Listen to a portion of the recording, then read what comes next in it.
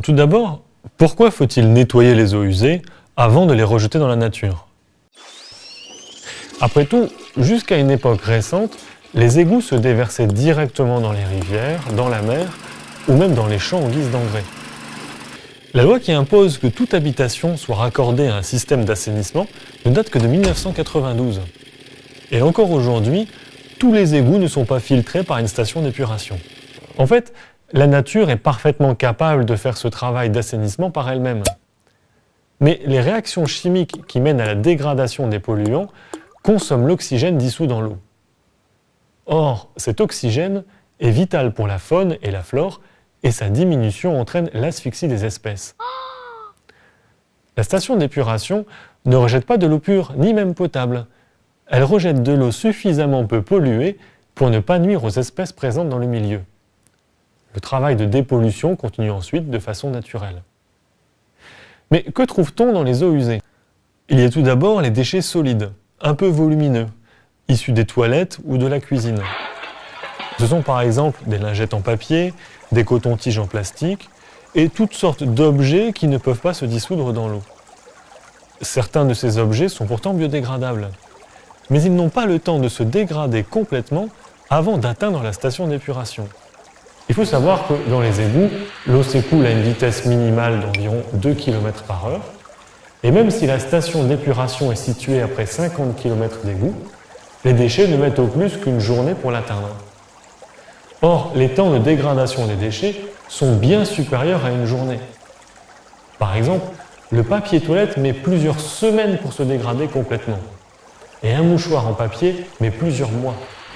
Eh bien, pour nettoyer les eaux usées de tous ces déchets, on fait tout simplement passer l'eau à travers des grilles avec des trous de plus en plus petits.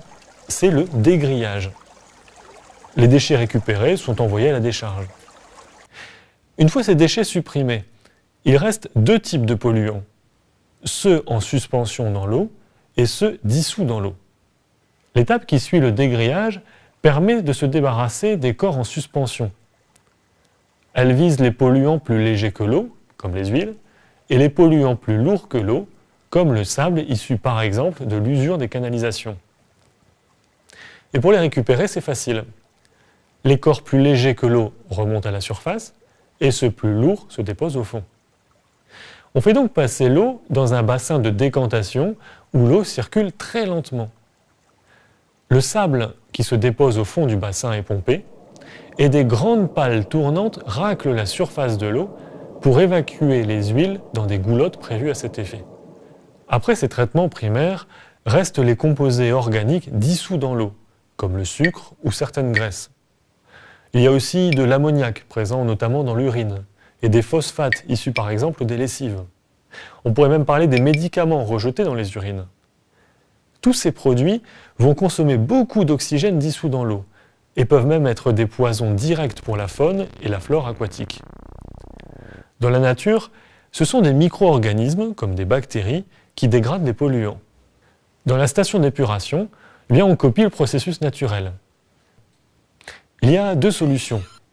Soit on reproduit exactement le processus naturel en l'optimisant, c'est le lagunage naturel, soit on le copie en l'amplifiant et en l'accélérant, c'est la méthode des boues activées. Et cette méthode des boues activées est la plus courante en France. L'eau passe en fait dans un bassin de décantation possédant une très forte concentration de bactéries qui se nourrissent des polluants. On injecte aussi beaucoup d'air dans ce bassin, par exemple sous forme de microbules.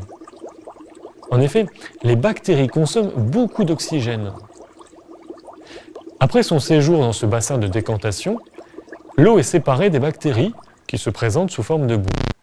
Et elle est ensuite suffisamment peu polluée pour être rejetée directement dans la nature. L'alternative, encore peu répandue mais en fort développement, c'est le lagunage naturel. On crée de grands plans d'eau peu profonds, peuplés avec des micro-organismes, des algues et des plantes choisies spécifiquement pour leur action sur la pollution. L'apport en oxygène se fait naturellement grâce au vent et au soleil. Ce dernier est en effet à l'origine des processus de photosynthèse des algues, qui vont transformer le CO2, le gaz carbonique, en oxygène. Le lagunage a cependant un inconvénient. Il faut compter une surface de plan d'eau de 15 mètres carrés par habitant. Il est donc mis en place essentiellement par des villages. Il existe encore de nombreux autres traitements qui sont appliqués en fonction des caractéristiques des eaux à nettoyer et en particulier des polluants qu'elles contiennent. Et de nouvelles techniques voient régulièrement le jour pour encore améliorer la qualité des eaux rejetées dans la nature.